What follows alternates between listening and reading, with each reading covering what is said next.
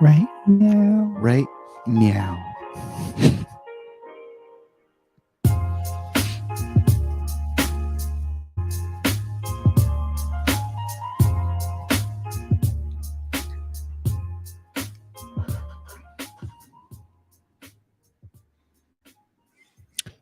What's up, everybody? Here we are again for episode 11 of the Adaptive Podcast. My name is Len. I'm here with Elijah. Hello. And Ed. I guess I'll do the awkward. We're going to wave awkwardly this week. We together form Adaptive Jiu-Jitsu. You can follow us at Adaptive Jiu-Jitsu on Instagram and check out our gear at adaptivejiujitsu.com. We have a lot of new great gear this week, which we'll bring up a couple times during the podcast. And of course, like every week, the podcast is brought to you by Radji Barrett Jiu-Jitsu Academy. You can check him out at Radji Barrett Jiu-Jitsu on Instagram and at RadjiBarrettJiu-Jitsu.com. Check out his schedule, his gear, come train, learn the Radji Barrett Jiu-Jitsu way, train with the Adaptive guys and all of our other wonderful students and supporters of the show and the Adaptive Podcast at Adaptive Jiu-Jitsu Academy. I'm sorry, Radji Barrett Jiu-Jitsu Academy. It's at 540 New Brunswick Avenue in Fords. We are there every single day. Catch one of us, part of the jiu-jitsu world. It's amazing. Yeah, buddy. This week, we've got some really great stuff for you. We're going to talk about some of the UFC 273, I think we'll get to. We're going to talk about bad sparring, bad training, what not to do, where you don't want to find yourself, some things if you get into, get the fuck out of that gym, right? Jerk off stuff. some real J-O behavior, J-O behavior. And I think that's it. Didn't we have one other topic that I'm forgetting about? I was just going to go over the interviews. interviews. Yeah, sorry. We have some mad interviews that we didn't get uploaded properly last week. So we made sure and we tested them out thoroughly this week to make sure that you guys can see and hear our awesome training partners as Elijah interviewed them last week. And we're going to share all of that. So with that, I had an amazing week. I don't know about you guys. Hell yeah, man. I had a long week traveling. Traveling this week? Upstate New York for work. Mm-hmm. Sucked, but got a lot of stuff done. So I'm here now, ready to do this. Do you remember when we were like in our 20s and we did a job in upstate New York and Elijah and I are driving this big giant box truck? Which we almost ran off the road once. I remember specifically, like we hit some weird divot on a county road. It was years and years ago.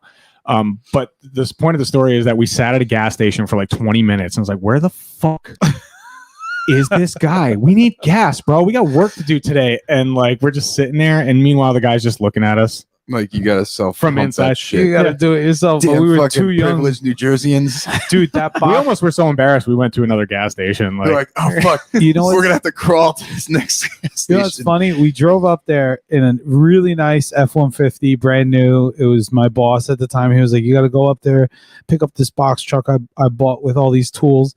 And when we get there and we see this box truck, dude, this thing was a big POS, bro. It was like just say it, man. Piece of shit. It looked like it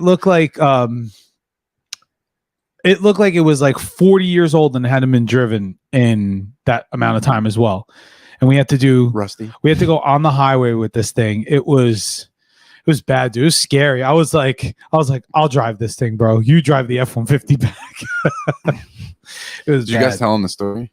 What's that? Did you guys tell him the story? Hell no, we took the money and we ran, bro. Take the money and run. No, I mean we didn't get into any like real trouble that was worth telling him about. It was just No, I just thought for like if you guys would want to be funny because if you did, I probably would have bet like he probably would never let you borrow the truck again. You guys are embarrassed. He also had a Harley and he put us to the task to clean that thing. That was fun. I was just going to say, he used to overpay us grossly for all the small, minuscule tasks. These odd jobs. It was the best summer ever. Yeah. Best summer ever. Wish we could go back to those times. Mm-hmm. Wish we could go back to those times. Awesome. Okay, right, so yeah, we have some videos to share with you guys. We wanted to start again with Schloke, who did amazing 2 weekends ago at the Grapplers Industries competition. He swept his division, right? Yeah. Took the gold. He's gold. He's a gold guy. He's a golden guy. And we tried to share his interview last week. We only got the audio, but which is fine for our listeners. Just share it again, and show the actual video and stuff like that, and then show the other ones that we didn't get a chance to show you guys. So with that, here it is. Lenny.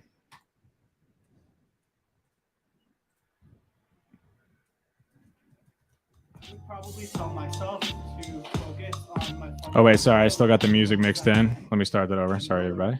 All right, so I would probably tell myself to focus on my fundamentals as well as I can, and build a really good and like a really wide base of skills.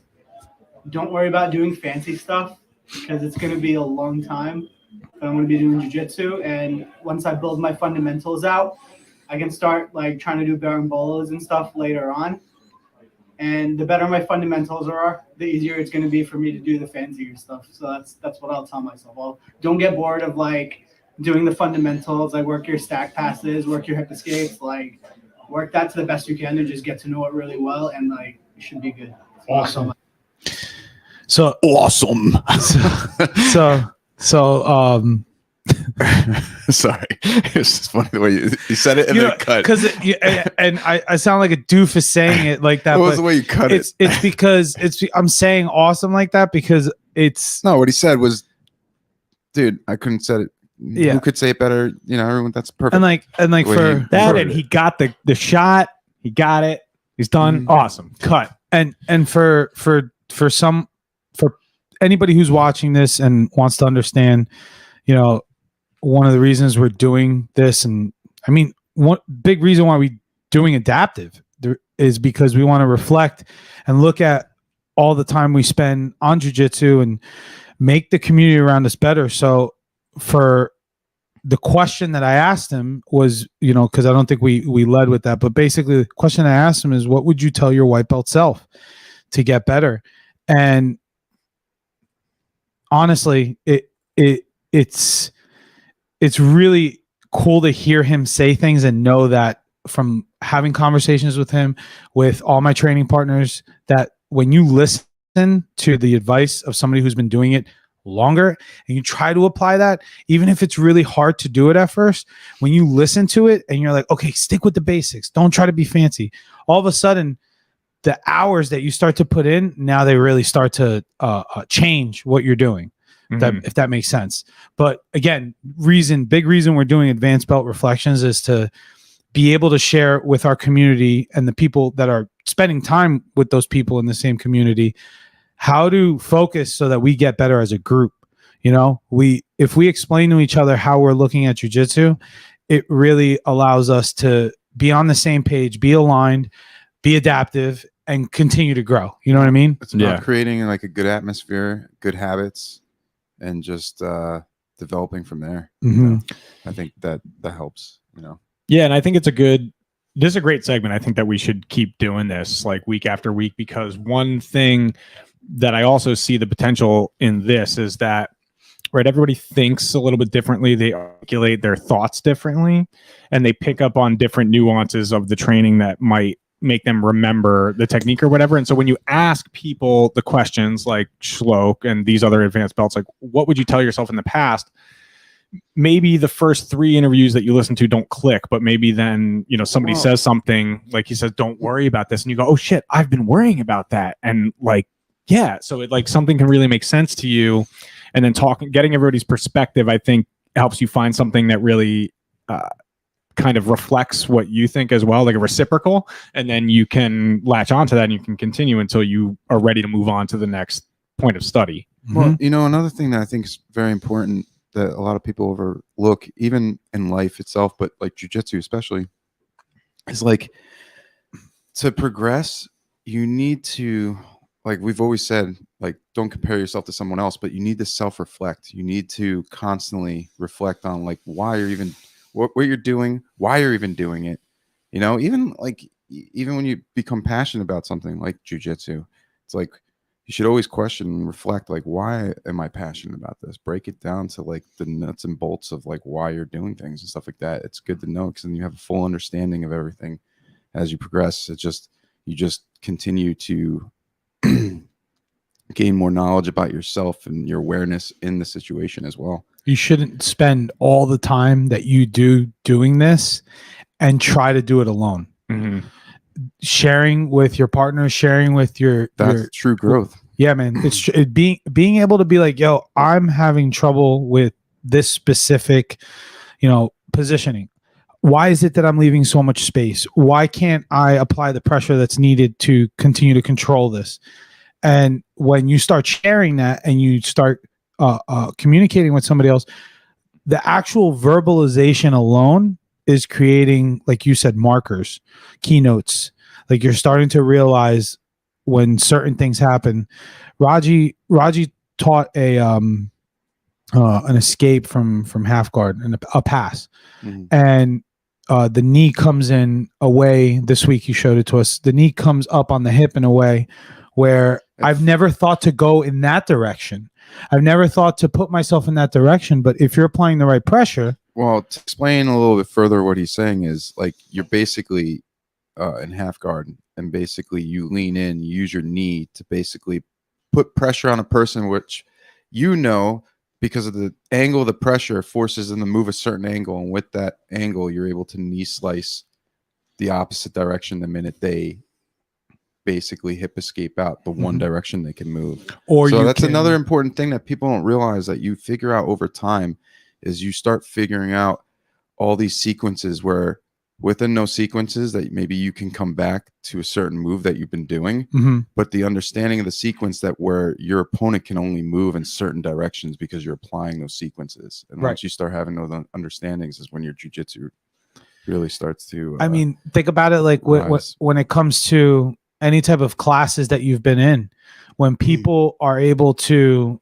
have conversation, reflect on the knowledge that they've been digesting, that's when they really learn. When they're able to speak about it, when you're able to talk about it. So don't be scared to have conversations and verbalize things about things that you do understand. You know what I mean? When you sit there and you can reflect with someone and be like, yo, I've been really hitting this hard. I've noticed that when I have this sleeve grip, if I drive it down under my hip, I'm able to control the person's entire weight with no problem.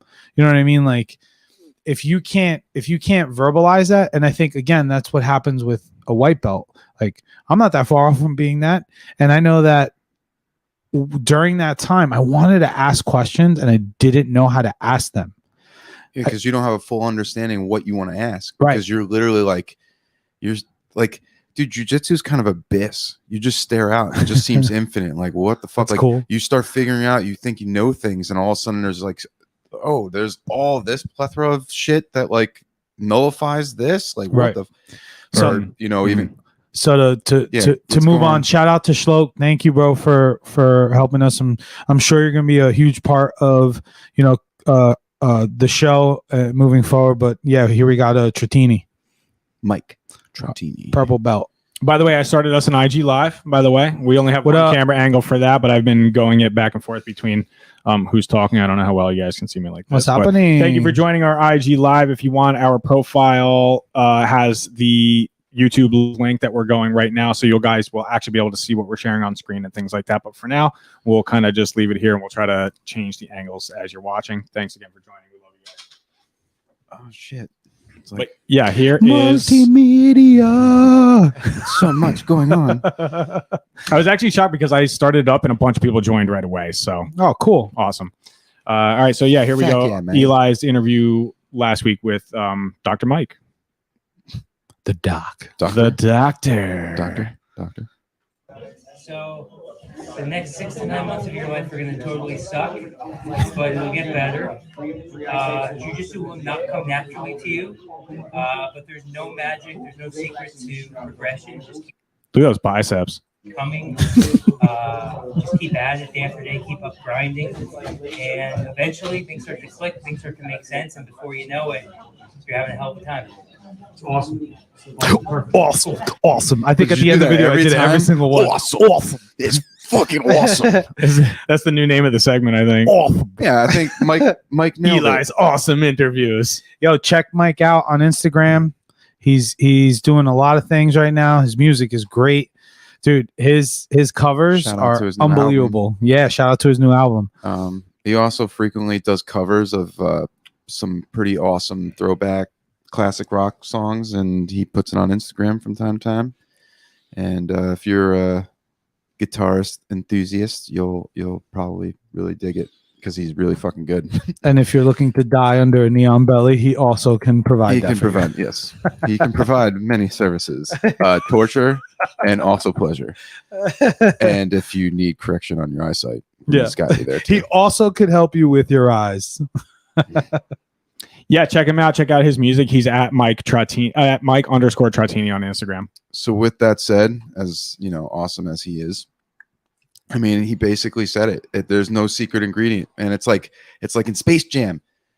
They gave him the water, and they're like, "This is special shit," and they're like, "It's just fucking water," and they're like, "Oh, really?" You know, it's like, you know, dude, the ingredient is just to keep coming and trust in the system. It is really cliche and as simple as that. It's, you know, I mean, you know, some people are just thrive quicker than others, but you again, don't worry about other people. Just keep going. And just know you're gonna have to go through some adversity in this martial art, because it's a long, like I said, it's an abyss of learning tons of shit. So you're forever learning stuff, but the consistency keeps your timing and your wits about you, and you just, you know, obviously with anything in life, that's what jiu-jitsu teaches. And consistency, you can master pretty much anything. And if you could master jiu-jitsu, which is one of those things in life that's pretty difficult because there's so many things that you can learn and it seems infinite. It gives you the confidence and know-how that you just apply that same mentality to anything else, and you can pretty much conquer it. There's also something to say about the fact that there are many times, especially I'm going to use me as an example. For me, there's been many times where I feel like nothing's changing. Like everything I'm doing is staying the same. And it feels like a plateau. And I realized afterwards, it's just a mental plateau. It's not an actual physical plateau. You also got to remember that you're rolling with the same people, and they know they're learning your habits. They're also progressing at the same speed you are, especially if you're consistently rolling with the same partners that you're going. Like say you go 3-4 times a week, but the same people go 3-4 times a week. So like say you get like 10 rolls in.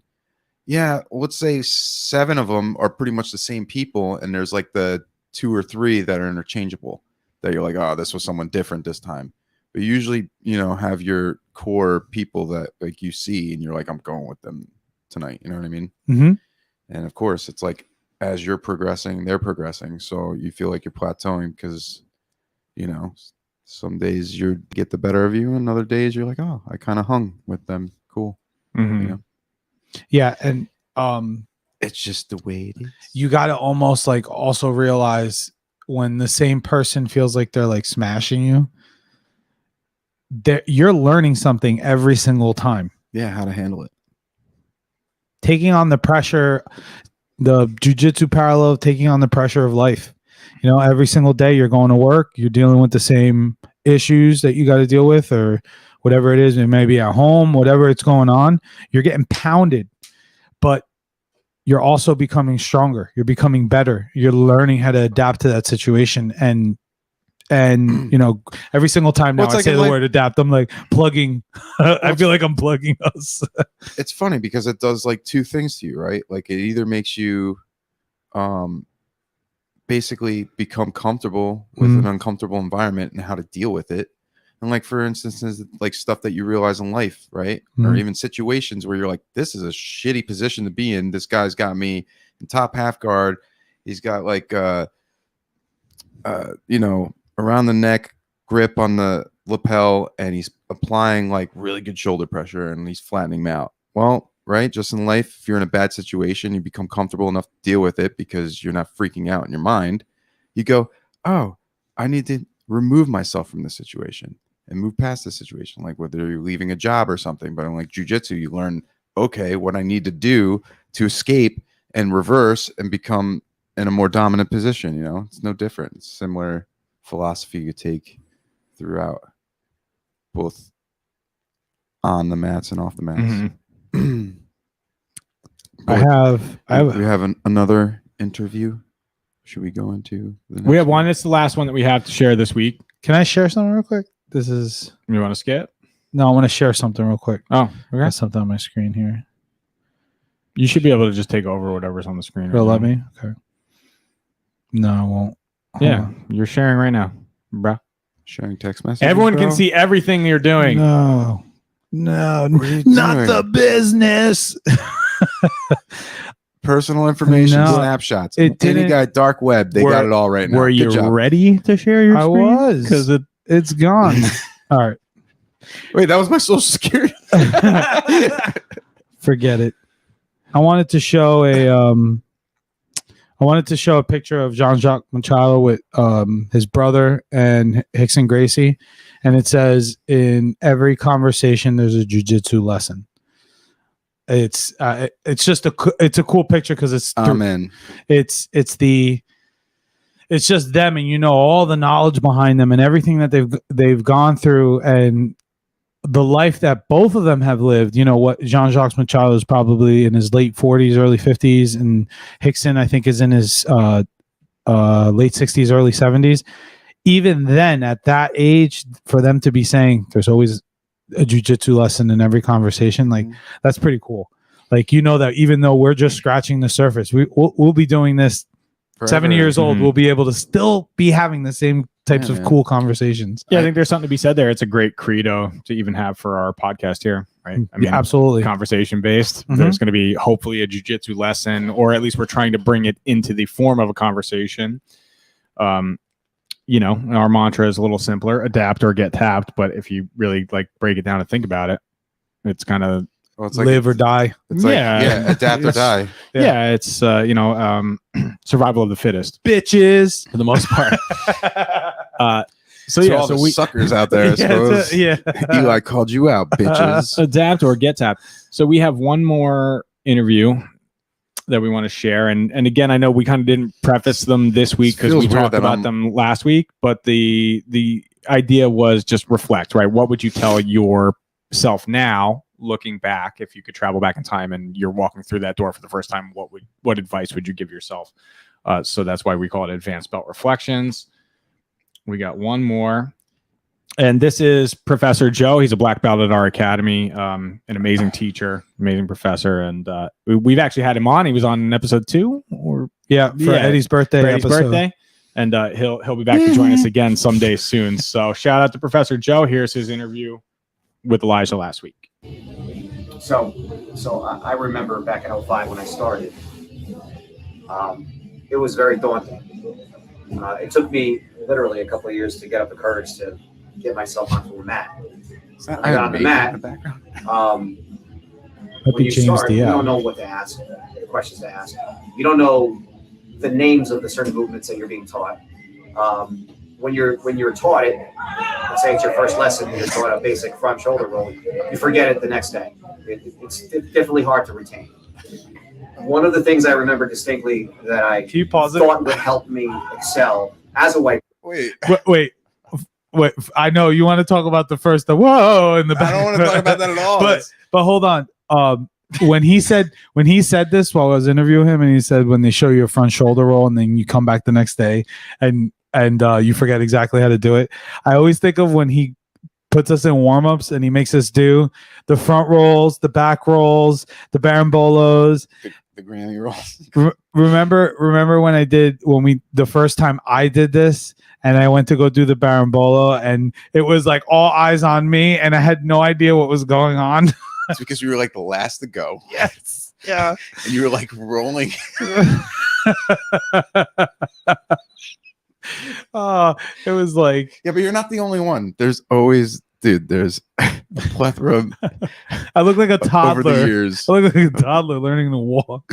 All right, go ahead. But that's what I thought Come of. a long way. That's what I thought of. Sorry, Len. All right, let's continue. As me as a white belt thinking about this was to learn more moves, right? And my instructor at the time had sat me down and said, listen, it's not that you need to learn more moves to get better. It's to actually get on the mat and spend time and observe and listen, right? If you have the luxury of having a higher rank as a guide to a certain extent, try to ask those questions. Whatever little knowledge you have, just try to ask as best as you can. But you won't recognize how to ask those questions or what to ask until you progress on the mats and spend more time on the mat, just executing what your lesson was for the day. Listening. Mm-hmm. You know how many times, like me personally, I know that I had a moment in time where I was just like, just shut the fuck up and listen. Like I had my own moment where I realized, okay, it doesn't matter how many sports I've played or anything. You need to just fucking listen. I've seen so many people come in the door and like they'll ask questions and then they'll start saying things and it's just like, dude, just shut up and listen to what the guy's trying to tell you. All you're trying to do is talk about like yourself. You're like 10 minutes from starting. This guy's like 800 hours, like 10,000 hours. Like, you know what I'm saying? Mm-hmm. It's just, I know 800 to 10,000 is a wide range, but you get what I was saying. Mm-hmm. I don't know. I just, silly to me. I feel like when you, anytime you do something for the first time, why would you keep talking? Like just listen. If you listen and you pay attention to what's being said, okay, it's one thing having follow-up questions. It's another thing like being like, oh well, when I'm in this position, this my spider guard, like, you know what I'm saying? like dude, you're just into this. You don't have anything. You could say my side control, my close guard. No, you don't have anything. So just listen to what you're being told, work on that one thing. And once you keep working on that one little thing that was explained to you, that also now becomes to exponentially grow. Just because you learned how to, that one frame. Maybe you keep getting caught in the same position, but you're just working on that one frame. Eventually, it starts to work. And when it starts to work, you've now created a base to that, a foundation. So, yeah, I agree with Professor Joe, clearly. I couldn't tell.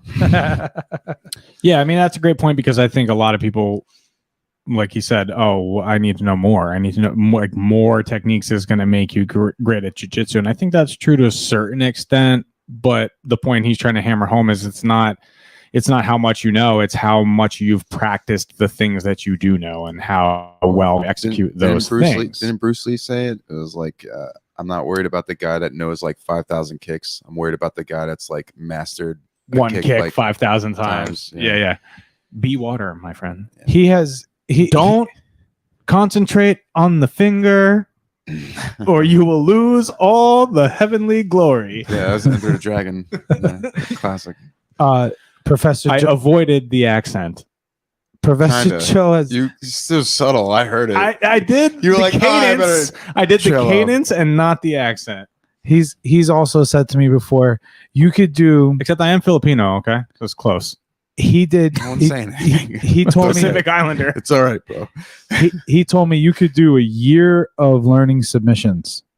He's like, but that wouldn't do anything for you because you wouldn't be able to hold one position. Yeah, because, dude, that's why they say positions before submissions. You need to understand the sequences, and like the movements in the positions and be able to control and hold positions and when to move out of positions into other positions is much more important because all those submissions, that all the sexy stuff that you want to learn is not going to work until you really know exactly like the positions Is themselves. that how you do all the sexy stuff? You gotta, Yeah, man, jazz fingers.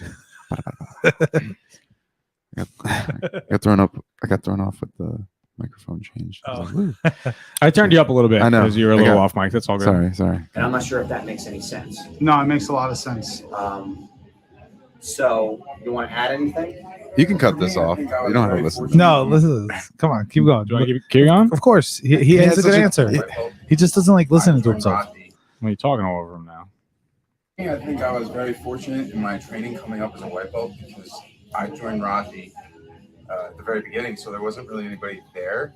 So I basically had him to center me and slow my game down to focus on the right things and stuff like that. So I feel fortunate enough to be put on the right track without like a big group of people and just figuring it out on my own, as opposed to like actually having Radji mentor me basically in an isolation form with only maybe like 10 people for the first like 6 months. You know what I mean? You had him all to yourself for the most part. Yeah, right? so you could pick his brain and. So I kind of like, not that I was like, I slowed down things from the beginning and I kind of knew to do that, but like I did start it right away because luckily I had like 2 professors, and then Joe came like a year later, and luckily he lends a great voice to jiu-jitsu, so that even helped. By the time he came in, I was a blue belt, and I was able to really progress. I think it was actually before I was a blue belt. Able to pass down on me and Radji and another person I shall not name, but Yes, exactly. So another thing I would mention is, as a newly invested white belt, right? You're battling yourself. You're battling your inhibitions. You're battling your idiosyncrasies. You're battling fear from stepping on the mat. Fear of what could happen to you, whether you're going to get hurt or whether that girl that's got a blue belt is going to hem you up. All of those things are part of getting acclimated to being in inferior positions for the good part of your first couple of years. I'm not sure if that makes sense. Yeah.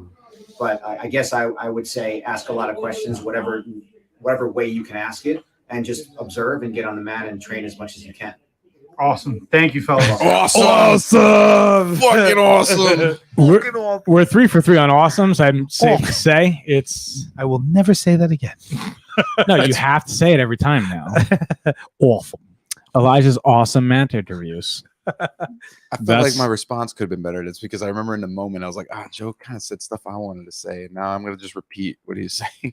But like, I don't know, like the thing I would tell my white belt self and other white belts is to really slow down everything and listen, like you were saying before. It's good to just absorb. And I, as a person, do a lot of self-reflecting. And I think if you really want to grow your game, self-reflect on it. And within yourself, don't reflect and compare to like, oh, I need to be here or whatever. Just focus on like what you're doing and what you can do to make it better than yesterday or your training day before, like the training you had last, you know what I mean? Compare it to your last training session, and that's it. Like you can do the whole Mike Spark philosophy, which is like do it by minutes, do it by seconds, break it down to every. You could do that for sure. But I would say in the beginning, baby steps. Don't over like oh shit, overload, compute in my brain, trying to think about too much, man. Sometimes it's just like let the force flow within you. You know what I mean? It's like kind of don't get frustrated. Like that's just a waste of time. We all do it. I'm not going to say like I don't do it, but I would just say it is a waste of time. And I've gotten a lot better at not really doing it. I don't really get frustrated with jiu-jitsu at all. If I can hit something on somebody, whatever, man. I know at some point if I just keep practicing, I'm going to hit it eventually on somebody. And then from that, I'm just going to learn to be better at that move or position on someone else or a higher rank because I finally figured it out. And you're just going to, it's like Radji says it all the time. Black belts say it all the time. It's, it's about spacing and positioning and pressure. It's like the more you do it, you just kind of learn body types and like where you want to be positionally to like use the maximum effort or at least maximum effort depending on what you're trying to do. You know what I mean? What do you You're getting validation by Joe Chris there. Oh, that's Professor Joe. Yes. Hey, Joe. Thank you, buddy. So, if I was, I don't think we did this last episode either, right? We didn't ask ourselves the question right here, did we? What would you tell? We were just commenting. Did we? No, we were just more or less commenting no, on. we didn't. I think it's a good idea. We so can do that. Ed covered kind of his answer. It wasn't done, bro. I'm just kidding. What would you do? What would you tell your white belt self? First off, I'd choke my white belt self. You're stupid. I mean, I think that I align a lot with what Mike said. It's not going to be easy. Just know that. I think because I joined right when Ed did, so we were very fortunate in the fact that there were. I mean, it's great to have a lot of people on the mats, but it's also great to have very specified attention from your professor. He was a brown belt at the time when we started, but still, I mean, infinitely more knowledgeable than we were. and still is. So I think that we had a kind of unique situation in that time period where we had that attention. It was very fortunate for us to have that. But what I would tell myself is just keep going. I think that I kind of took the right perspective as a white belt, and I realized that I was going to be doing a lot of defense, a lot. Like I didn't really work on moving forward a lot. So, you know, as I say it now, I'm kind of developing more advice that I would have for myself in the past. I would think, you know, maybe work on your forward moving game, like work on your offense if you can, because defense is, you're going to have no choice but to work on it. If that makes sense. Yeah. Right. Like absolutely. as a white belt, if you're challenging yourself and you're going against not just other white belts, but you're going against the blues and the purples and whoever else you can roll with, you're going to be learning defense like by design, by exposure, without choice. Right. You don't have any choice but defend yourself against those types of people because you just don't have the skills that they have. But you know, when I was a white belt, I realized that early, and I said, well, I'm going to work off my guard game now, right? I'm going to learn how to defend my guard. I'm going to learn chokes from the guard. I'm going to learn sweeps from the guard, arm bars. And so, you know, even to this day, I get complimented a lot on my guard and my guard attacks. Not just my guard's hard to pass, but it's also, you know, I have some attacks from there. Not that they're all insanely high percentage success rates or whatever. But yeah, if I were to boil it down to a simple sentence, I would say, you know, realize where you are frequently uncomfortable and work on that. Yeah, that's a good answer. You know, because that's where it took me a while. I don't think it was until like maybe 3 stripes in, like I was almost, you know, I was maturing towards low level blue belt level. And that's kind of when I said, you know what, fuck it, man. I'm on my back so much. I'm going to learn. I'm going to learn how to fuck you up from my back if I can. And then that really changed a lot. And then it wasn't until I was like, not early blue, but like mid, like 1 to 2 stripes. And I said, now I'm going to move forward because I'm comfortable. I'm confident in taking you on from my back. And now I'm going to say, how do I get moving forward, right? How do I pass your guard really well? And I'll admittedly say, like throughout my entire white belt, like I was not great at passing guard because I didn't focus on that. I focused on guard retention. I focused on guard attacks a lot and sweeps. So those 3 things I focused a lot on white belt. And then once I was comfortable there, I started moving forward. So I know that was kind of long-winded answer, but that's it's pretty good. I thought that was a really good answer. May I So do I. expand on it a little bit? Mm-hmm, of course. So, like, a thing I would say also to like white belts. We keep going off screen because we didn't take our bio breaks. Oh, Before. hit your stop cam. Hit your stop cam button if you can. Oh yeah, I got you. So I think like all right. So obviously, needless to say, as a white belt, you're gonna get your butt whooped for a while, and that's fine, and you're gonna learn from that.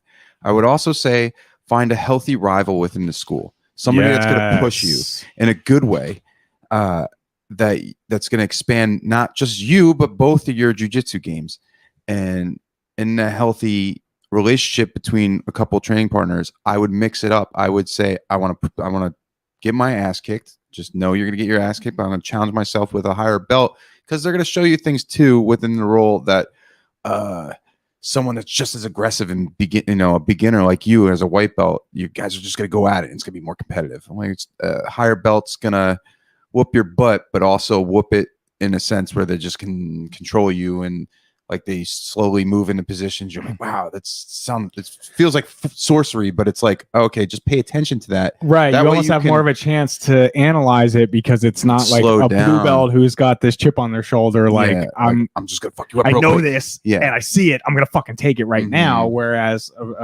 purple, brown, and above is like, okay, I can Mhm. isolate, et cetera, et cetera. I can pull you and I'm going to slowly kind of sink you into where I want you to go. And if you can separate the two, like when you're rolling with different belts, you can see it. And like, I would accept the beating or defeat from like a higher belt, but like notice, like pay attention to their little intricate positions and their pressure and how they're like controlling you or getting to a certain position. And then you can apply that to like, a more aggressive blue and a really herky jerky white belt. Mhm. You know what I mean? But like, I think it's good to like also a point to piggyback off what you were saying is like for me, when I was a white belt, man, the people I was working on the offense stuff that I knew. Like I knew that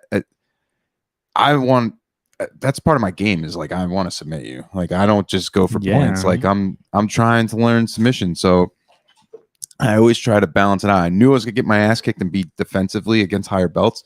So I always kind of looked at it like, all right, I'm gonna work on my defense when I go with higher belts, and with people that are like around my belt or just a little bit above, I'm like, I'm gonna go the extra and try to implement offense. That way I can learn counters, sweeps, like those are the good ones to test yourself on the little more high intensity, like where you're like, I want to challenge yourself. Don't like really go into it looking like I'm challenging this person, because like I said, you want a healthy rival where it's gonna basically boost your jiu-jitsu up and boost each other's jiu-jitsu up. Yeah, it's like say you had the same exact role plan against a blue belt or a white belt, a blue belt, and a purple belt. Just for instance, like you're gonna, and say like in a perfect world, you can do the exact same thing for all three roles. I think that you would, if you slowed it down and you analyzed, you would learn three very different things about how people react, right? Because like you're saying, like you see the differences. Right, a white belt might be kind of moving herky jerky. It's easier to manipulate them. Where you're going to see, okay, a blue belt is like thinking harder. They're going to be more calm in Sometimes. what to do. Sometimes. I'm just giving the progressions. I'm giving the maturity more like benefit of the doubt. Okay. Okay. We gotta also remember, like blue belt's wide range. Like a lot of people are like 3 to 5 years as a blue belt. Yeah, there are people who like don't train depending on their training. There are a lot of people who aren't like me, where I from the beginning to now, white one stripe blue belt, like I really haven't stopped. Like I took a little break, and that was because it was forced, but that was barely a break because it's kind of like everybody took a break because it was COVID. Oh, that yeah, that's the only thing and even that didn't really slow me down. Richie. So what Viking drums. What Richie said here is kind of what something that any drums. Something definitely that in the beginning, like I fought so hard to stop the submission, but what I would tell my white belt self is, I think, interesting because so as a bigger guy, I was always, I'm not 6'5", but a big guy as in like broad and whatnot, heavy. From when I was younger, I was always bigger than everybody. So I was told, you got to be more gentle. Got to be like, it was like Clark Kent, bro. Like, you can't race these guys. You're just gonna beat them. So, I coming into jiu-jitsu was really tough on me to be so, violent. Because there's a violence to jiu-jitsu. You're attacking. You're applying pressure. You're doing things that you're putting a person into a difficult situation. So for me, dropping my weight on somebody, whether it was a side control, a knee on belly, even it's now when I'm learning how to do knee on belly, because I was always worrying about like being too much on somebody, because that's how it was playing other sports. When I was younger, it was always like, you take it easy, bro. You're like 10 times the size of this person. Don't drop your weight on them. So for me, it would have been focus more on learning how to apply those pressures, and don't be worried about it. Don't be so worried about it. It's okay. Your training partner is going to work with you too. You know what I'm saying? And for the most part, I don't think I've ever heard anybody say you're too heavy. Yeah, that and like you're not trying to hurt anybody. You're not intentionally applying acute pressure like down on a very small person, and you train once with them. It's that person's choice if they want to train with you again or not. Maybe you didn't even try to apply the pressure, but like say I rolled with you and I didn't know you, and I was like, okay, Elijah was perfectly courteous during that roll, but he fucking puts too much pressure on me. I'm not gonna roll with you again until I feel ready. So that's that person's choice. I mean, I don't think anybody would be like. That's a very good point, man, because it's like it's still your choice, right? Like you shouldn't like all right, there's a difference between just being an asshole in training and somebody that's just like, I'm just trying to work my game. You are a big guy. Work your game. Work the applied pressure that you need to really control a person. You don't have to go any extra because you're not like in a wrestling match. You're in a like for you, like just me telling you as you are as a jiu-jitsu practitioner. I think you're for the most part, you try to be methodical. You're always trying to go like seek, position, like you don't move fast. You're tight, you have pressure, but there's nothing wrong with that. I've never felt like you were just throwing your weight around. Yeah, never. Because you had it to throw around. It's not like you have that excess amount to throw around. Like, honestly, I never felt that way. I mean, there's times where you're on top. I'm only 168, 170 pounds. You know what I mean? I think it's because I've been conscientious of it, and I noticed that there's a lot of people that come into jiu-jitsu, whether they're new or I'm meeting them for the first time. I don't see that same discretion. So for me, it's like different. Everyone is different. Like luckily we said before, at our gym, blue belts are we wide. don't really have like, because I've seen it before. There's some people that are. Hey, it's Mike. Thanks for joining, Mike. Get your knee off my back. We're excited to see you, brother. Thanks for joining, man. We really appreciate that. Yeah, those suck. Like if you did a knee on shout belly, out to the entire Kuchia family. Shout out to the Kuchias and the creeps. The creeps. The creeps. So Eli, you got to add your camera back in, brother. Oh. We haven't seen you in a while. Sorry. Just the side profile. We miss you. Bing. I don't know what I'm saying. There he is. Bing. Hello. I'm back again.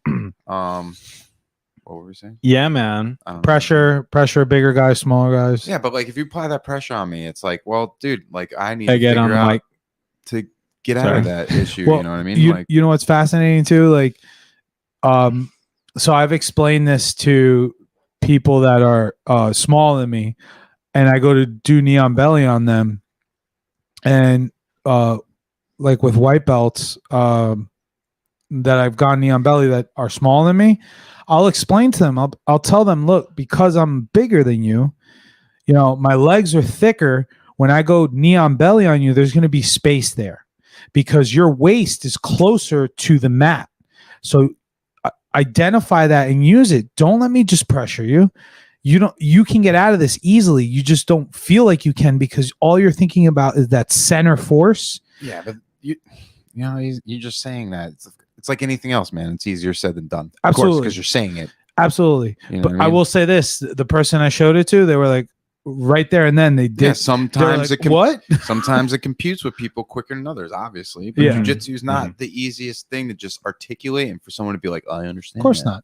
Life is hard. Life is hard, and so is jiu-jitsu. Jiu-jitsu, for most people, obviously it's a very physical thing. You need to feel it out. It's that muscle memory. Muscle memory is very, very important, and that comes with the consistency of training. And that's how most people learn. Right. And not even that, like even for the people that can articulate and understand what you're talking about and speaking out, it's because you've gone through the ringer of years and years of consistent training where you're like, well, I understand it now on a different level because I put myself in these positions over and over and over and over. So definitely shout out to all of our sponsors, all of our guys here, all the guys here that answered the question. Yeah, shout out to our sponsors too, obviously. At Radji Barrett Jiu-Jitsu.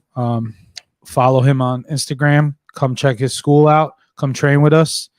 You're cool if you could train there. Yeah. Fuck spineless bitches.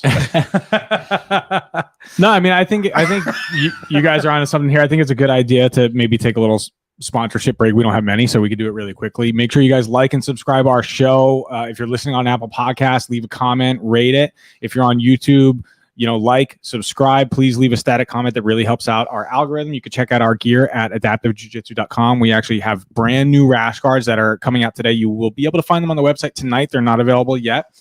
But tonight and tomorrow they'll be available. They are true to size. So for those of you who had the older ones, they were a little bit small. They run true to size this time. We have long sleeves, both in black and in white.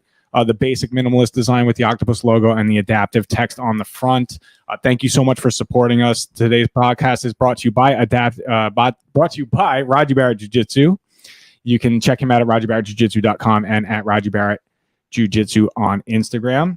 Tongue twister. And we like to get through those tongue twisters real quick. And let's just take a 10-second break. We're going to play a little media bump, and then we'll be right back with you guys. I should play the music too. Sacre bleu.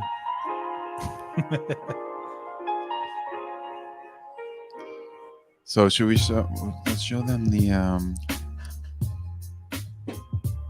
And we're back. say what now? Thank you guys so much. You guys are on. So what do you want to move on to next? We're gonna Let's show do that bad video. training. Yeah, let's just Do like, shitty training. all right, let's just show pieces of human trash. Show that video, B. Yeah, wow. So for those of you who are only listening, we're about to show a video. We will describe the actions of the video right afterwards. It's disturbing. I think but- we'll talk as it goes. Yeah, we're gonna talk as it goes. For those of you who are watching, you're about to see some fucked this up video I don't shit. know if this video we could pause it. I think it's one of those where they just run. All right, whatever. It can. So- I think it can actually All right. pause. This Okay. this is a newer video, right? Correct? All right, it's Am I- playing. Yeah. Like I know we It's just saw new for to the me. first time like 2 days ago. So look at this fucking guy. This guy is a black belt. He's choking a three-stripe white belt. No, four. Am I blind? Four-stripe white belt. 4 stripes there. Okay, he's unconscious right now. He even like puts up a finger, like, hold on a second, guys. I want to make sure I Like, one almost more kill second. him. Yeah. More seconds. Actually, I want to kill this guy, and let's restart his heart. Like, I don't even understand. Okay, I'm obviously joking. And then choke him again. But he's choking this The dude. same black belt. They wake him up. What the fuck? Why? Who is this black belt? You're a piece of human garbage. Just checking in. Do we know what account this was from? Was this shared from a specific account, like on purpose, or this is somebody shouting out like this is fucked up? We probably should do Who some gives a research. fuck? We're shouting Apply out. justice. We're the one that's shouting out. This is fucked up. I don't know. Like, no one said that. All right, it's looping right now. So Yeah. So the black belt pulls this guy out of a roll. So In he's the black unsuspecting. gi. Puts him in a fucking. look, bow he's and tapping arrow. out for at least tapping. 3-4 seconds. He's out. His friend's telling him, Out. please let him go. And dude's like, no, hold And on. he tells him, hold on, it's okay. One more second. Let him sleep a little bit longer. Lifts his legs up to try to wake him up. Everybody seems to be aware of this, like it's been done before in this Yeah, gym. look at this asshole on the left. He's like, if I just snap my finger, right? That'll wake him up. Get the smelling salts. Like, what the fuck? Look at it. He looks like a zombie there. He starts to wake him up, and as he wakes up, he pulls him away. Immediately drops a bread cutter on him. Dude, this. All right. I don't. Then goes to the armbar. Then don't- doesn't stop. Then goes for another lapel choke. Okay. All right. Hang on. That's pretty fucked Time up. out. Time out. Time out. Time out. That's pretty fucked up. Because I think it was That's funny fucked what up. we fucking talked about earlier. Okay. It's like, what were you saying? Like if it was a fucking street fight, it's like, well, like what's the defense? I to tried. this? I What, so you tried all right, justifying? hold on. Let me explain myself. Well, let's just run through it again. Yeah. So like how it- would how By would no you means maybe did Eli defend this, but I I guess he was did trying. not try and defend it. But he- No, he was taking perspective. I hate he was this taking guy. perspective. I think he was just trying to think like what they were thinking. Right. It was I said in my head, like, justification. what if like, this was like some old tradition that goes back to Brazil, where it's like this guy learned this way from somebody else and it's just been traveled on. Because if you watch this video, when all those guys huddle around and they go right into like helping him out, it's as if this had been already happened Right. at this gym once before. This is what you do when Professor Fuckface chokes somebody out. exactly. When you ask him to let go because the guy's tapping and he waves the finger at you So if you were to until he Hold passes on. out. Hold on 1 second. We want to knock this man unconscious first. right. choke him unconscious. We want to choke. We but want to like- deprive his brain of oxygen and blood to make him lose consciousness. Hold on, it's okay. Hold They on. all know. And then as soon as it stops, they all move in as if like this is like a taught thing. Like, all right, everybody wake him up. Everybody What wake is him that up. taught thing though? Like this is the funny part to me, and I want us to go over it again. So I want Yes. you. What was your response All right. before? Your taught So thing I is in tried- case we're on the in- streets. In my head, I tried to think of what this piece of garbage would be thinking of is in his head about what he's doing to this person. And I said, what if he's trying to teach him like this is what you would feel like on the brink of death because you're being attacked or jumped in the middle of the street? But okay, Like, But- what would you do to but- get out of the all right, situation? so this was and it was funny because it got you thinking, because it was like, all right, but like, how do you convince somebody that you're training, right, to go along with this? Because it's like, what's the benefit? Oh, this is how you would feel if you were getting jumped by a bunch of fucking people. Weren't they passing around amongst people? Because we didn't show the whole video. It was like other people were rolling with this guy, and then a black belt's like, I'm gonna choke you out now. I'm gonna just come from behind and choke you out, and then choke you out unconscious, have everybody wake you up, choke you again. So, all right, so it's like All the purpose of it is like who the fuck on the streets could be like, hang on, man, we knocked him out, let's wake him back up and fucking knock him out but again. I think where I go to again, because it's like that old school Brazilian mindset of the Vale Tudo fights where like anything could happen at any moment. Yeah. So you have to be ready and you have to have all your emotions in check. I'm pretty sure when you're choked unconscious the first time, it's past the point of no That's why I return. started laughing before, because Yeah. it's like, why continue at that point? Mhm. Like, But, that like, what doesn't are you make any teaching? sense. At that point, it's like, I'm going to teach you how to like die.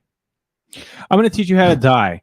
And I'm going to go, who, I don't know who initially shared this video with our group. This is Mike Trattini. It was Chartini.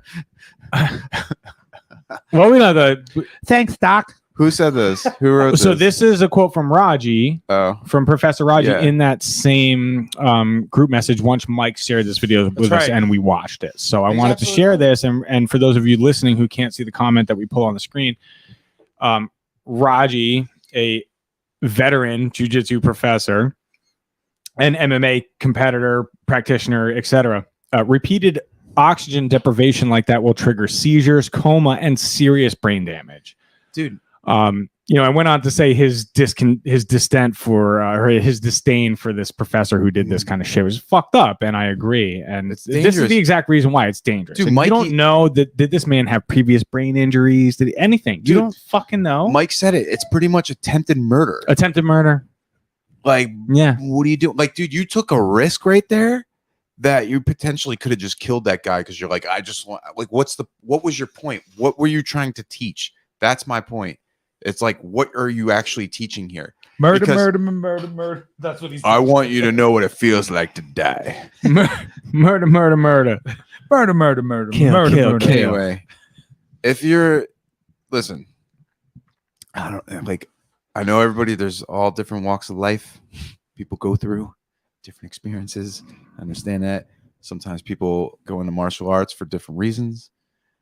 In jiu-jitsu, I advocate that if you do it right, you will get the best fulfillment in your life, and also to translate that into other aspects of your life where you will grow as a human being, and whatever you're doing in your life will grow.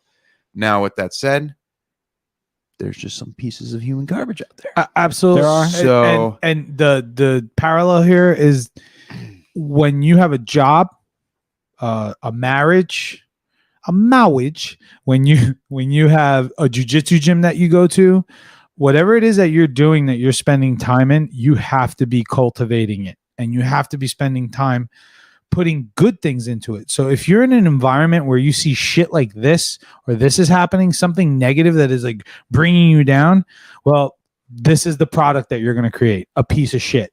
That's not going to make a better person in this world. That's going to make a piece of shit, if you ask me. By the way, I did want to say one more thing. As far as the O2 deprivation, I read somewhere, and I wish I had this ready and I had the source. I didn't think about this.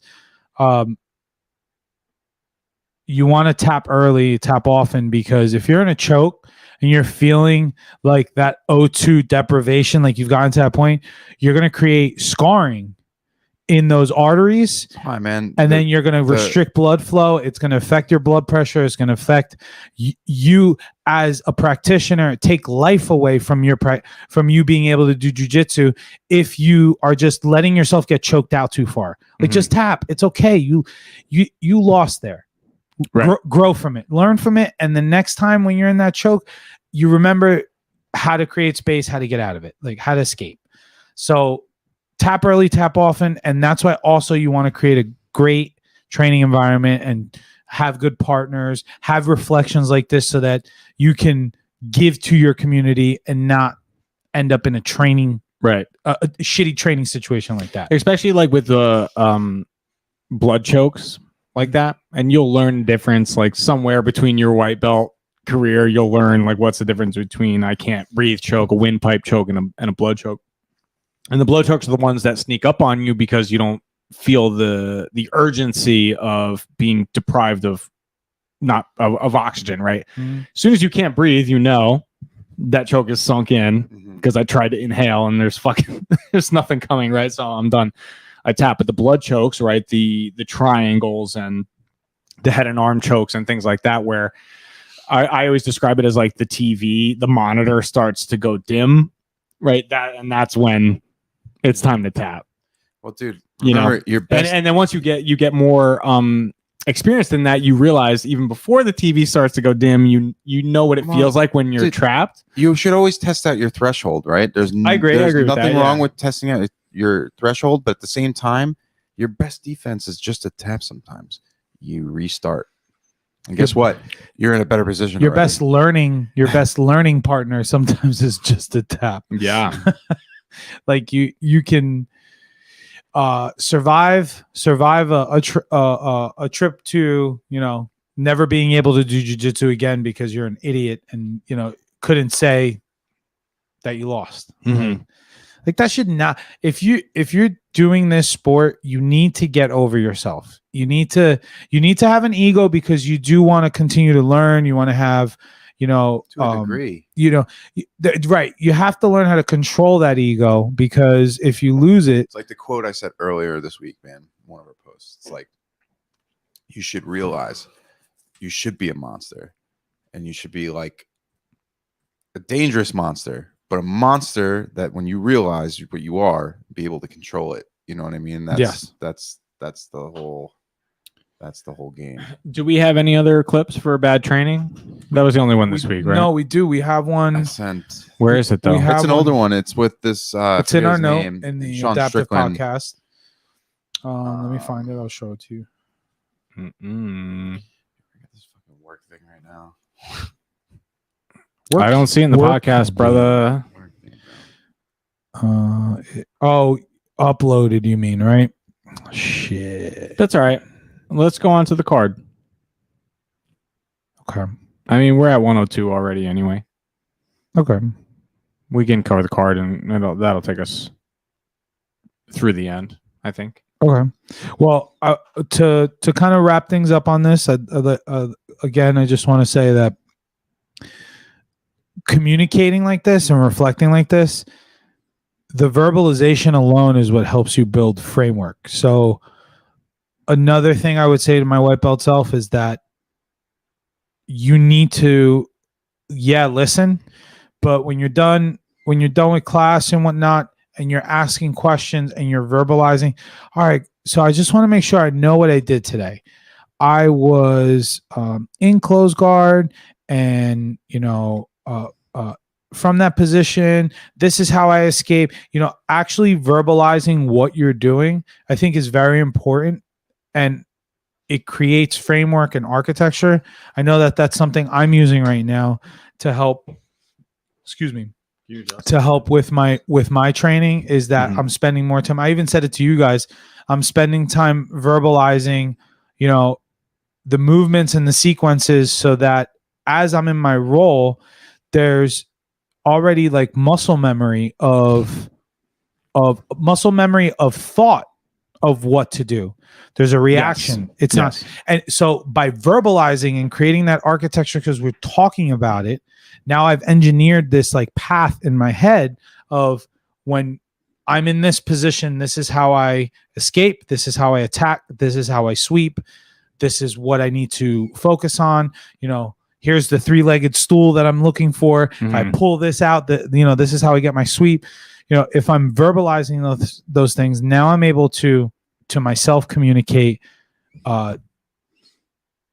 You get what I'm saying, right? I think that even if you don't realize it, listening to something like the Adaptive podcast, where every now and then we go through some conceptual moments, I think even if you don't think at the time this is helping me, I think it does. And I think that if you listen to it a few times, or if you continue to listen, and you like I said before, if you grasp onto a concept that makes sense to you, we or any other jiu-jitsu podcast might not be talking about, or in a way of a subject that makes sense to you every time. Right. But one of the times we will. Right. And what I say by you might not realize it is you might not realize it in the second and be like, oh shit, what Eli said really fucking makes sense. But you heard it. You heard it, and subconsciously it sank in. Like you heard it, it's there. It's Right. printed in your hard drive somewhere. Mhm. Whether it's in the fucking recently deleted or whatever. Like if it's ready to make its way out, I don't know. But I think that just having that there, like you said, it's repetition. It's repetition not only on the mat, but of conceptual repetitions. So it might just click for you without even you realizing. Kind of makes sense why Danaher, being like the top of the sport coach, mate, is like such a wasn't he a philosopher too before, or whatever you call it, theologian? his videos are so interesting to listen to because his jiu-jitsu concepts are just so succinct and they make sense. How fucking many videos have you been watching him lately? Why are you so good at that? What the fuck is that all about? Let me get to the Donaher. Oh mate, He's a jiu-jitsu. little weird looking, isn't he? He kind of looks like a turtle. How dare you? Uguay? You calling him Uguay from Kung Fu Panda? What the fuck? But what my point was is He's that great. I mean, yeah, the way he he's explains great. things is just so. I mean, He's a fucking sometimes robot. he could also put me to sleep, but I was going to say, I think sometimes there's a balance between Monotone. those types of videos because, there's an audience who wants to get like philosophically deep with it, and it's like, oh shit, that makes a lot of sense. But that's also that doesn't appeal to your very beginner audience, and in a way, I mean, I think it's helpful to get sort of detailed like that. I like being exhausted from jujitsu, like doing it physically, then listening to that. Yeah, I mean, I think his shit is great because he thinks though. So I think there's a huge value to that. Once you can get to that level, I don't think you start out studying jujitsu like I'm a white belt and I'm going to listen to all the media available. I don't think the Donaher shit is really going to do much well for you. But when you're an advanced blue and you're a purple and you can, because now you don't have to see it. You don't have to see it to conceptualize it anymore. No. And there takes a couple years of developing that. You can't just, listen to a mate describing jiu-jitsu to you and expect to really like picture it in your head, But after a couple of years, you can do that. He's been practicing, folks. We're working on voiceovers. The voiceover. Awesome. Awesome. I don't mean if you was on the mat, guy. So if anyone wants to hire me for voiceovers, I'm available. I'm adaptable. I'm available here. I'm available there. So yeah, we want to move to the card. Let's go to the card. So there's quite a banger next weekend. Pay-per-view. Let's bring Two- it out to the card. 2 title fights and one scary contender in Hazmat Chimaev. That's crazy. He's not even the co-main event. He's the Coco. He's the Coco. The Coco. And I'm pretty sure if he goes through Burns, where he's just first of all, he's got like I think 200 some strikes to 1 absorbed or 2 absorbed. He's absorbed 2. You know what one of them was? When he had a guy in Turtle against the cage, and the guy did one of these where he threw it back and they counted it. It wasn't even like a real strike. This guy is fought 4 times in the UFC, and he's absorbed 2 strikes. And some backwards ass turtle strikes. Well, I don't know if there was another match where there was an actual, like one of them might be like a legit, like, oh, he got hit, but obviously it didn't affect him because he had like 200 some strikes given out.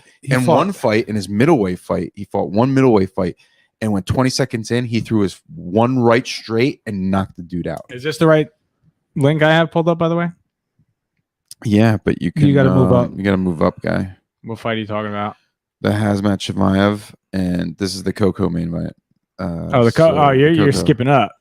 Yeah, there's nothing really else. I right mean, there. like, Yeah, there you go. I mean, like, all right, you can go down a little bit. Mackenzie Dern, who's a Well, this page had it like, multiple world listed in time a weird way. jiu-jitsu yeah, I had it backwards. champion. It's weird. Why did they? Why did they it do listed that? the? Mine doesn't even look like Well, they that. listed in order of fight instead of order of importance. So the No, they- first fight to go on is listed as number one, which is at the bottom. What? But they went with the top. They went top down. Think about it. Whenever you play, wait, hang on. You played Mortal Kombat. How did it go? Well, yeah, that's true. It showed you Shaka Khan. No, it's not And Shaka then Khan. Shao Kahn.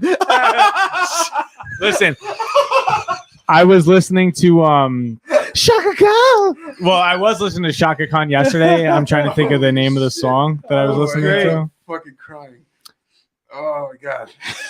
Oh, it's great. I love classic R&B, by the way, so that's why I got Shaka. Oh my god, hang on. So Mackenzie Shao Dern, Kahn. she's Wait, fighting. is it Shao Kahn or is that the Jungle Book?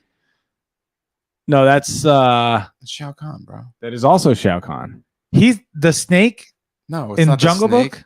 You're thinking of the tiger, and it's No, that's Scar, and that's it's not Lion Scar. King. That's Lion. Yeah, talk about Jungle Book. Jungle bro. Book. Yeah, Shere Oh, Khan. I was listening to Shere Shere Khan. is the tiger. Is the tiger. You're Yeah. right. What's the snake's name? Shere Khan. I don't know. I thought his Fucking- name was Shere Nah. Khan. No. Shao Kahn. And Shao Kahn is whatever, man. It doesn't matter. Doesn't fucking matter for all the nerds The out there. snake That is are like fucking. Bakira or some shit. Bakira. No, Bakira's the panther. Isn't he a panther? He's all black. If only there was an internet site that would allow us to find information like this quickly. It's I think it's all in your unbelievable. thumbs, bro. But yeah, what was the name you said?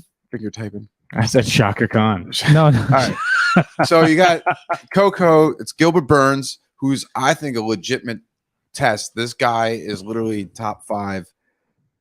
He's fought the champ Usman. He's been beating everybody besides Usman, who he lost to. 20-4. He's a beast, and he's a world champion in jiu-jitsu. Same thing with Mackenzie Dern. She's fighting before them. She's a multiple-time world champion, black belt, legit. I think she's gonna fuck up Tisha Torres. That's my pick. Yeah, out of Gilbert Burns. Gilbert Burns' career, he's got So he just beat Stephen Thompson. six What's up with the KOs, Tron music? 8 submissions. Oh, is it Shaka Khan? Shaka Khan.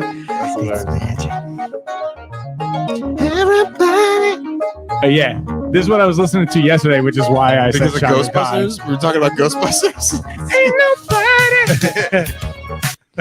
I gotta stop it before the copyright algorithm tears us down. But So he Should play had- more from the middle of the song. so good. 40%. Yeah, the chorus. I should have played the chorus. So 40% of his wins have been by submission. That's pretty cool. Gilbert Burns. Yeah, but he's actually see what's special about him is he's like one of the most Welterweight. well-rounded welterweights because like for people who know his ground game is ridiculous. And he showed it against Damian Maia. He beat Damian Maia's fucking ass. And Damian Maia is probably I think top 3 best jiu-jitsu MMA guy. That's That like was a in legit 2020. black belt.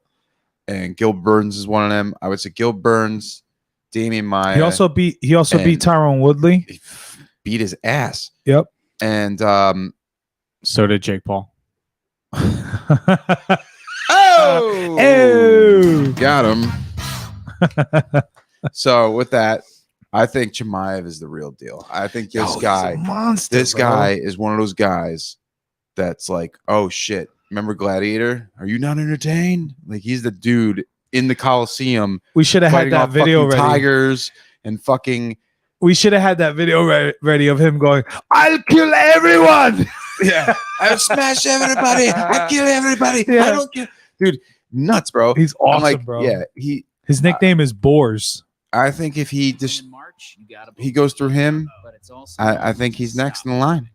You know what's weight always impresses me because I just never match what I'm supposed to be in weight. But he's 6'2", 170. He's a big welterweight, bro. He's even a big middleweight.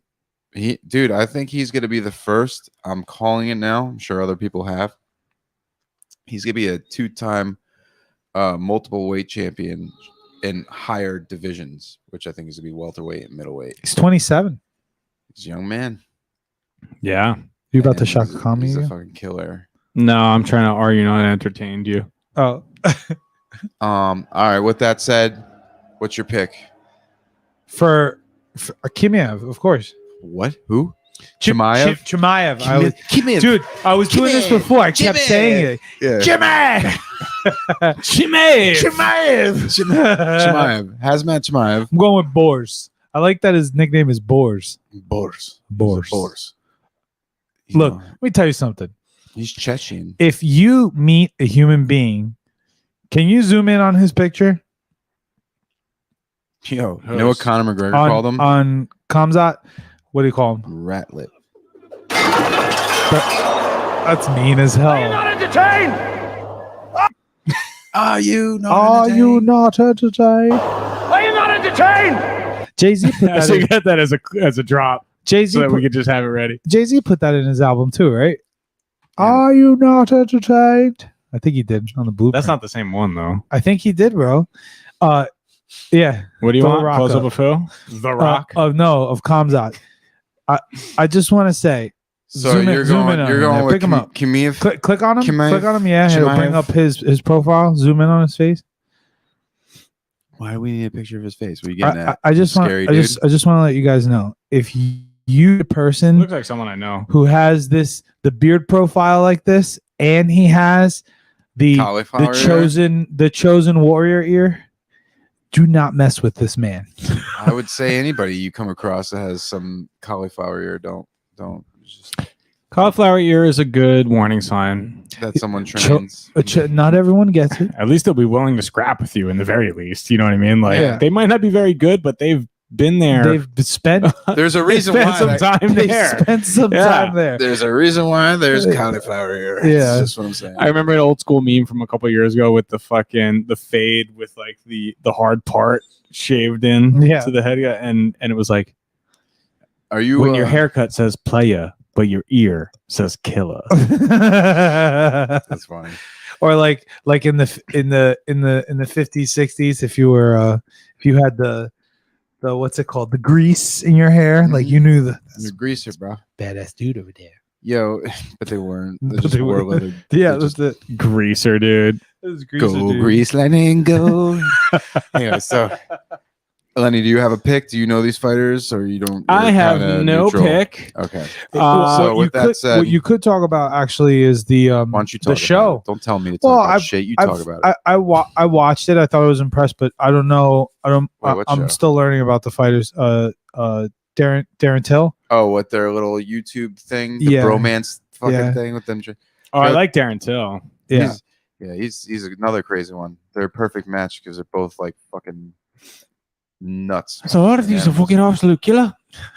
And they invited So- good segue. They invited Connor to corner, and then he got arrested. Well, it's funny because driving too fast. which is funny. No, I saw a good interview with Darren Till talking about Patty the Batty last week, and it was like you could barely understand anything he said. Yeah, it was great. He's straight from Liverpool. Like the accent's so fucking. By the way, Mark Patty Zuckerberg. yeah, Patty the I would fight fatty. him. We don't have any pictures or videos to show, but Patty the fatty. Oh my god, did you see he Fatty? gained like The 45 pounds in like 7 days? What? Something fucking ridiculous. my Like God. this guy, Probably drank my beer when he got dude, home. bro, this guy is a weight cutting and like weight piling champion, dude. And it's funny because he just looks like a skinny fat guy now. He's got a So- round face and like a tiny belly. Especially with that haircut. So he With probably the haircut, You know, oh my god, bro. with the weight gain, he probably looks like the You need to Raiders find- all right. owner. You know Wow. the Raiders Hang owner? on. You need to find. Yes, a yes, Pull- yes, pull yes, up yes, you yes. should What's pull his that name? Pull up both those Um, pictures, and while you're doing that, go bring us to the co-main event so we can talk about that. Mark Davis. Mark Davis, yes. Oh god, Yes, no, you know it's so much It worse. is so much worse. Mark Oh my Davis God. is so much I worse. feel like we've gone over You this should before. show. You should show both of them. Oh my god! All right. Anyway, Mark So, Davis is so co-main, much worse. You guys want to see Mark Davis haircut? The owner of the where Los are they now? Angeles, The no, LA Las Raiders? Vegas, Las Vegas, Las Vegas Raiders. Las Vegas Raiders. Cut your own hair, even if you're a billionaire. Check it out. the fuck am I looking at? Wow, Bro, Is that this is toupee? this is the no. That is the owner of the Las Vegas Raiders. know, we He established refuses to cut his hair. No, he's I'm- clearly cutting it. bro. Wait, No, by He's cutting by, it a by a certain way. professional. he takes a baseball brim. Yeah. Done. Bro, what is that?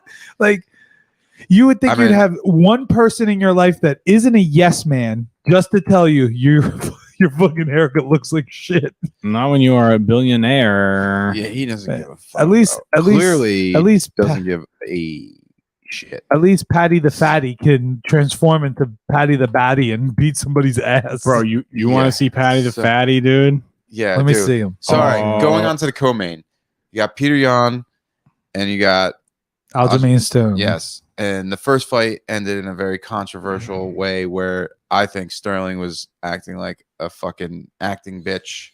He totally fucking. Oh my god, that's real? That's real, brother. No, that's not real. That's real, but that's not like today. Yo, from last week. he just posted a video of him like, I woke up at 7 a.m. to take a fucking shit. And, he said, he was. Where was it? All in his face? Yo, he was bragging. He was like, he's like, I fucking 10.4 thousand calories yesterday. I know that's really bad, Patty the Fatty, but It doesn't matter. Yeah. Dude, he's eating over 10,000 calories a day. He's blowing the fuck up, and he's taking shits at 7 a.m. I'll eat you, Mark Zuckerberg. Yeah, he'll fucking eat you, Mark. Watch out.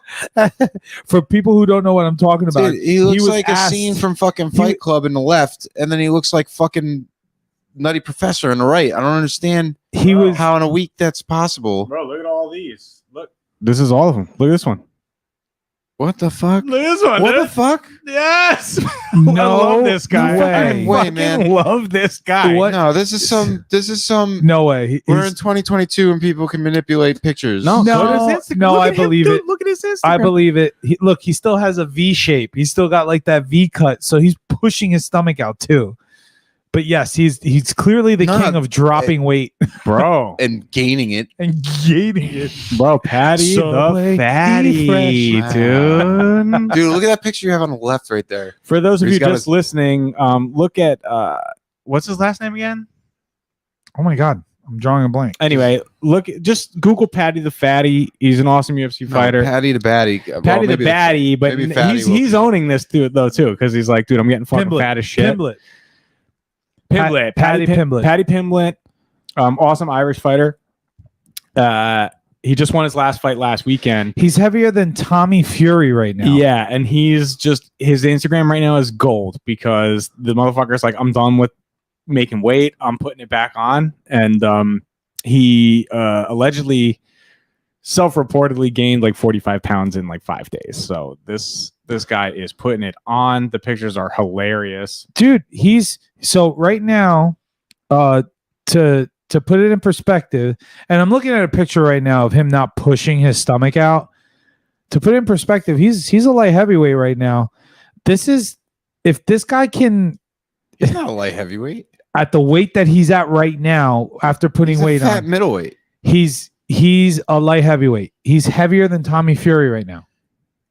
That you have like a weight I'm measure. looking at it right You're now. Just like It says, gauging him by looks. no, I'm reading it. Well, read it to me. What's he at? 205. 195. That's he would. No, that's not light heavyweight.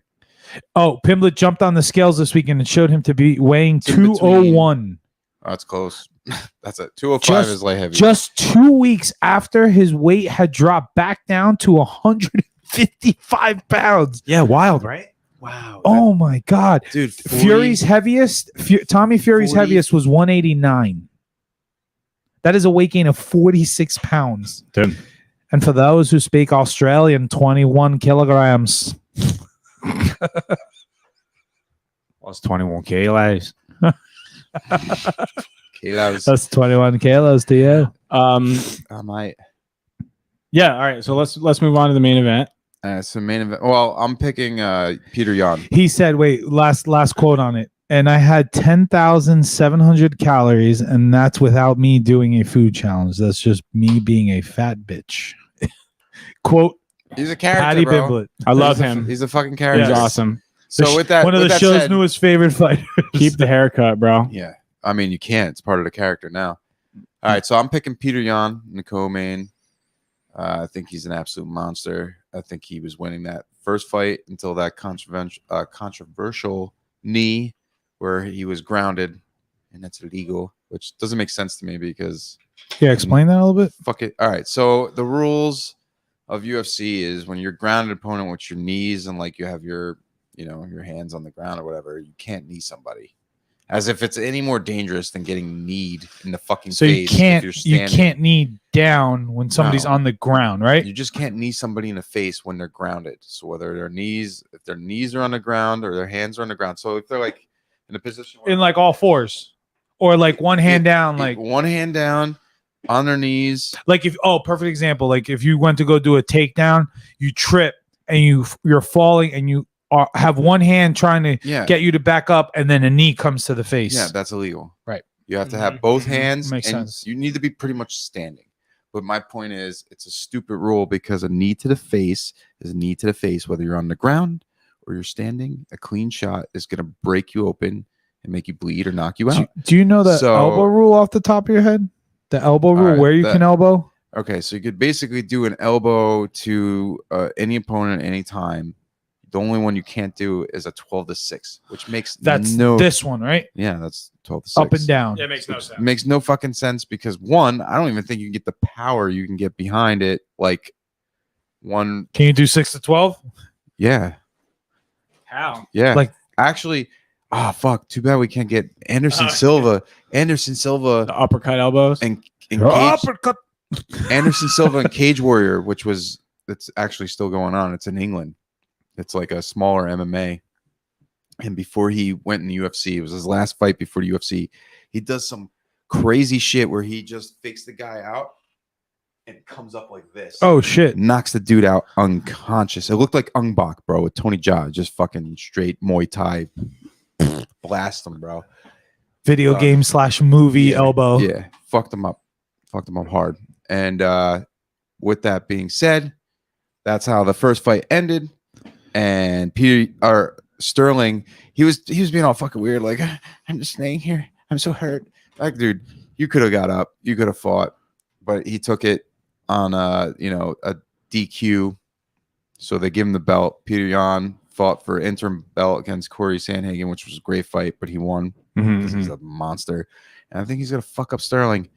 And then the main event is Wait, hold on. What? You got a pick? Tell me a pick. So Come on. I just wanted to see this. So Sterling has won 1, 2, 3, 4, 5, 6 in a row. Yeah. Except for the last fight. I mean, because you get need. Are you underestimating what he could do here with Peter Yan? Because it makes it sound like you're making Aljamain Sterling sound like a bum. He's not a bum. We saw it in the first fight. He had great pressure. He had great forward pressure, and he kept a high pace that slowed down, even though he kept with it the whole time. And Peter Yan, man, he's very calculated. He's very composed, stoic, and also like very patient. Just started picking him off, and as later rounds came before the legal knee, he was beating his ass. He just out like Sterling had more strikes thrown and landed, yeah, but like Peter Yan, like I rewatched the fight. He blocked a lot of shit, and like his fights, his kicks, his striking was way more effective. You saw what it was doing to Sterling, and then he had like 6 takedowns, trips. He was just fucking toying with them. He's toying with his food. I think the same thing's gonna happen. You don't think he makes an adjustment here? I mean, he's 32 years old. He's 20-3. He's been around. He has not mistaken here. Let me double check. He has Peter more Yan. submissions. Yeah, he's got more submissions than Peter Yan has in. Yeah.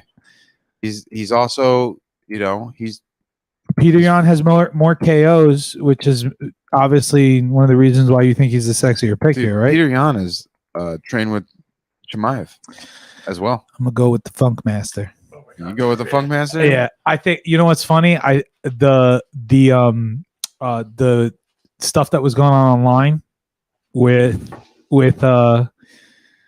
Peter Yan when he landed the plane in the United States. He said Aljamain Sterling's dreams died here or something like that. Yeah. What was Aljamain's response back? I can't remember what it was. He said something funny. I thought Yan was funnier. What did he say? Do you remember? He basically said, "Oh, I landed in the U.S. I guess. Oh, what I said, I guess yeah. Sterling's dreams didn't come true Right. because like he was praying for him to stay home Yeah. and couldn't make it." All right. So I'll go. I'll go with Funkmaster. We'll talk about it next week, but I'll go with him. We'll go to the main you're card right, here. Good job. If he does, he does. does. Yeah, bro. I'm telling you. All right, on to the main event, which is Alexander Volkanovski versus the Korean zombie Chan Sung Jung, and he's a fan favorite. Korean zombie's been around for a long time. He actually landed one of my favorite submissions against Garcia, who he fought twice, once in WEC and once in the UFC, and he landed a twister on him. It was fucking beautiful. I sent that to you guys. It was awesome. Yep. That's what, and it had the breakdown, right? The like subtitle breakdown that you sent, the video you sent. That put him on the map for me. And that was back in like 2011 or 2010. Who was it that he fought? Something Garcia. I can't remember his Leonard name. Garcia. Leonard Garcia. And that dude was a tough motherfucker. Oh, he beat Poirier too. Yeah, he got him in a darce choke. Lost to Aldo. Yeah, because he fucking threw out his shoulder. His shoulder dislocated, and Then beat Dennis Bermudez. Lost to Yair Rodriguez. Dude, do you remember the Yair? Oh, you don't know.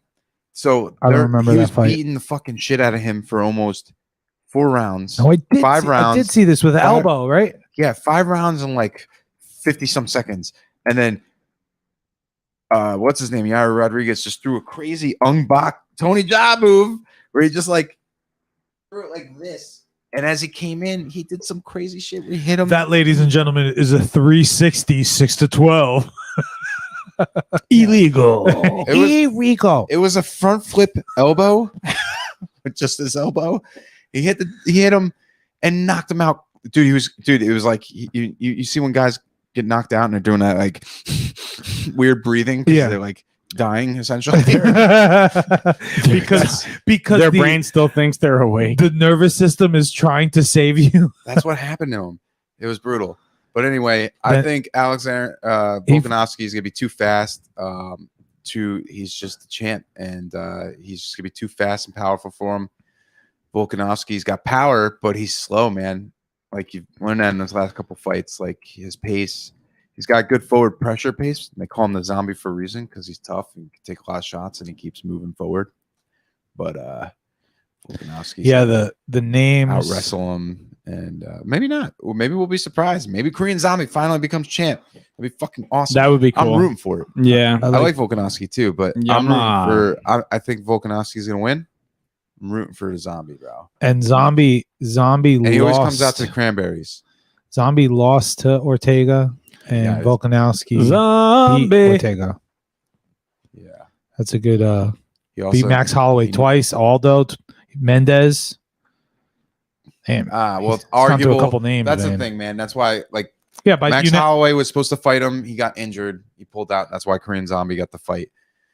Max Holloway, I think everybody agrees. Most purists, most people that know the sport that watch the fight. First fight, yeah, Volkanovski probably won on points. It was pretty clear. He outstruck him. But the second fight, Holloway I think he beat his ass. I think if anything, Volkanovski was just tough enough to have good last 2 rounds. It was a split decision, yeah. But in my eyes, I thought Holloway got robbed. I thought Holloway won that fight. I do remember that. I think we watched that fight together.